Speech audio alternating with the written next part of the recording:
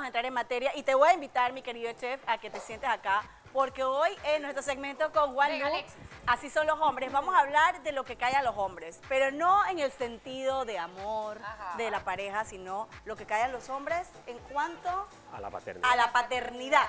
Para eso tenemos a nuestro experto, muy interesante el tema. Los hombres callan, también como callamos las mujeres.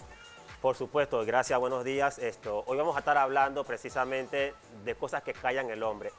Nacer hombre implica o trae consigo una serie de expectativas que la sociedad espera que un hombre debe cumplir. Por ejemplo. Cuando hablamos de paternidad, aumentan esas expectativas. Entonces, el hombre siempre tiene que cumplir con una serie de cosas que socialmente se esperan, que demandan de él. Es una presión social que vive el hombre. En algunos casos podemos hablar de presión social y en otras cosas tenemos que hablar precisamente de la forma en cómo es criado, cómo es supervisado la crianza de ese hombre, que cuando llega a desarrollar el rol de la paternidad no tiene los elementos adecuados para poder expresar ciertas cosas que le incomodan con respecto a la paternidad, pero la tiene que callar. Por ejemplo, la expectativa de todo padre, hombre, de que su primer hijo sea varón.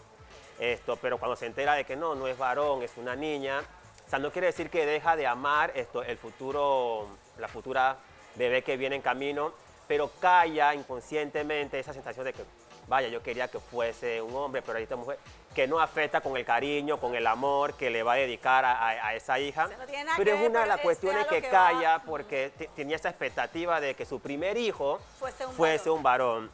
Otra de las cosas que pudiésemos estar hablando con un hombre pudiese callar durante la paternidad es si está cumpliendo verdaderamente el rol como padre que se espera. ¿Cuál es el rol de padre que se espera socialmente hablando? O sea, más allá de lo que socialmente estamos acostumbrados es que el hombre sea el proveedor económico de la casa, se espera que sea una persona que coopere en la relación padre y madre en la crianza de los hijos. Correcto. Entonces vemos en algunos casos que el hombre solamente es visto como proveedor, pero también tenemos que entender detrás de ese proveedor el sentimiento que tiene el hombre, que posiblemente pueda estar generado por una zona de conformismo. O sea, yo estoy en mi zona de confort de ser hombre, por miedo, por no saber cumplir las expectativas de ser padre, creo que eso para tiene, responder eso tiene que ver con la crianza del hombre. Totalmente, tiene que ver a la crianza y tenemos que entender que hoy día podemos tener padres que no han tenido un modelo de padre anteriormente y que se enfrentan a la vida a desarrollar un rol por el cual no tuvieron un modelo para seguir. Ante esas expectativas, o sea, me siguen mucho y yo no seguí, o sea, no nací con un libro para ser padre,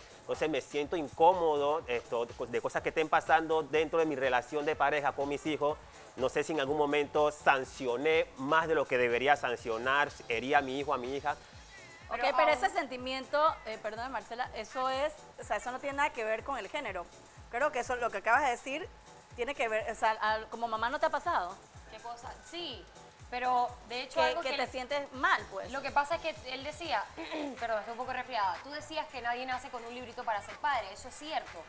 Pero algo que, por ejemplo, suena bastante trillado, que ya Erika lo ha mencionado acá y que escuchaba hace poco en redes sociales, era pues un speech o una conversación de una mujer bastante influenciada afroamericana, y ella hablaba precisamente de esto, de la crianza del hombre y de decirle al hombre desde pequeño que no llore, de decirle al hombre que tiene que ser hombre, que cuando el hombre baja la cabeza, mamá le dice, alza la cabeza porque eres un hombre.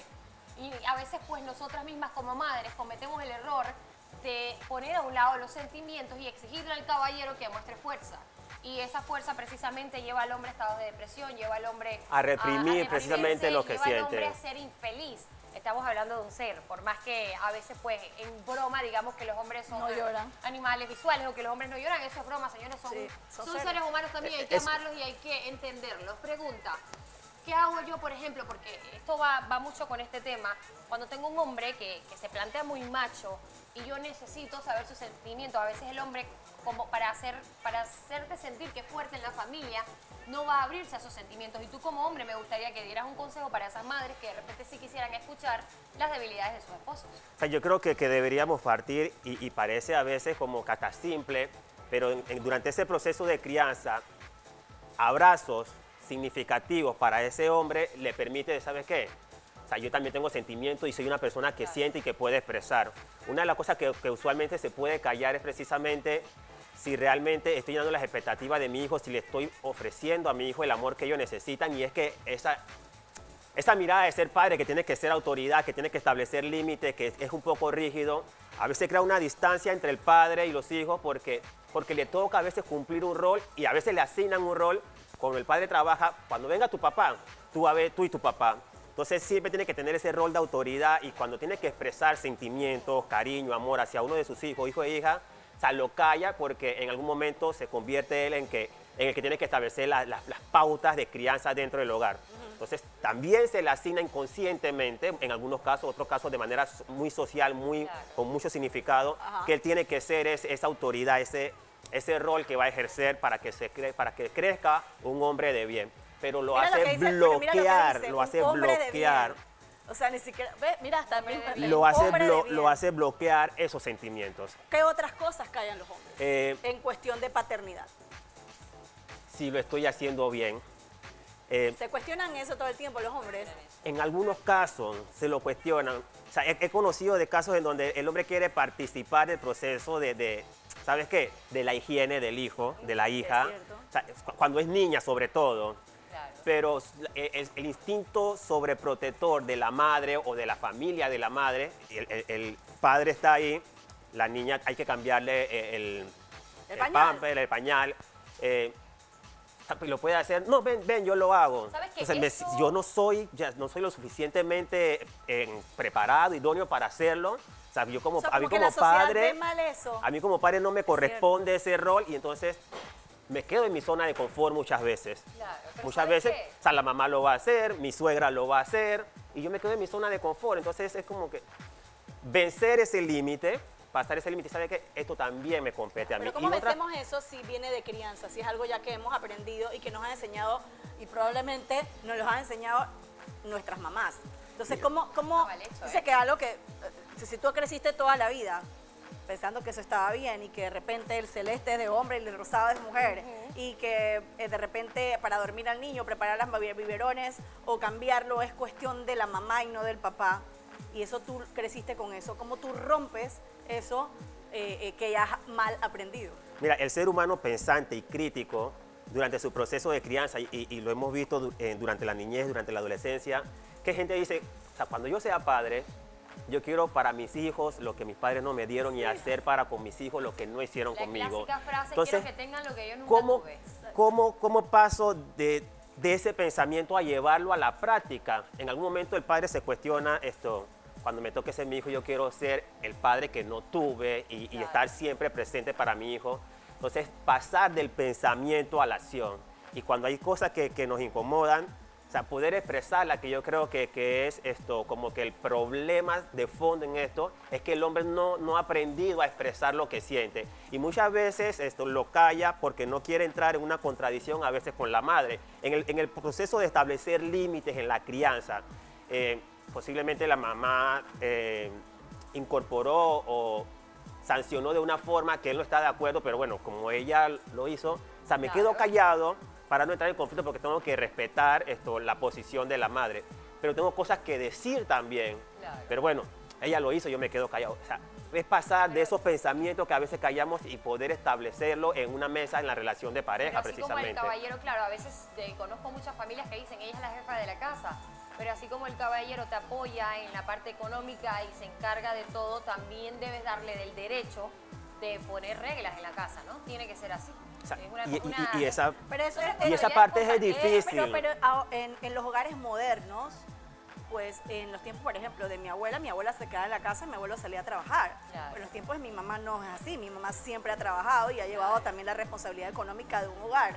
Lo hago yo, o sea, eso claro, es un porcentaje. Entonces, en el caso en donde los dos aportan económicamente para sacar adelante un hogar, pues también ambos deberían tener la misma responsabilidad en la crianza de los hijos. Y poder expresar lo mismo. Imagínense el caso, y ya que mencionan ustedes una situación que pasa a nivel de nuestras familias panameñas, en donde surge también la figura del padrastro, en un proceso de crianza, en torno a la paternidad.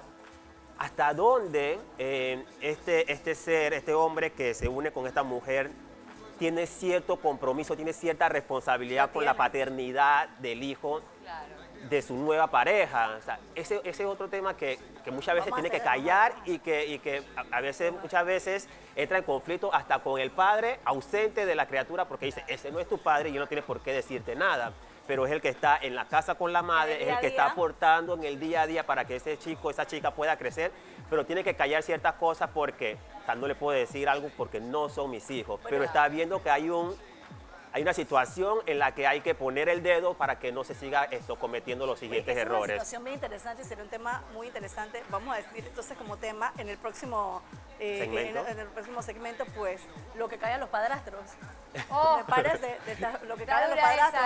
Pero me parece interesante porque qué bonito es.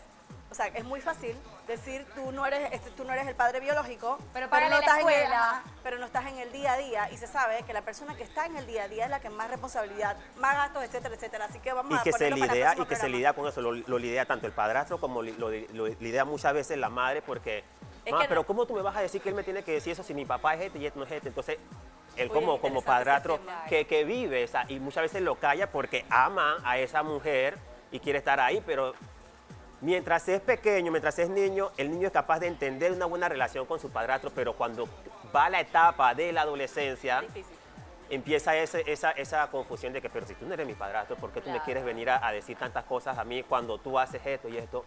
Y el hombre sigue callando por no perder esa relación con su pareja. Dice nuestro señor productor, disculpe, es que el resfriado me traiciona. Dice nuestro señor productor que el próximo viernes viene Juan Luc con Lorena, como ustedes saben, pues, de nuestro segmento Así son las mujeres. Y esto se va a poner bueno. ¿Y saben qué? Vamos a abrir la línea telefónica. Lo que callan los padrastros y las madrastras. Oye, esto parece un tema de novela. Esto está bueno. No, pero va a estar buenísimo porque es verdad. Y no tiene que dar más tiempo, señor productor, para que la gente pueda llamar. ¡Horas! Pero muy interesante. Gracias. Gracias a ustedes.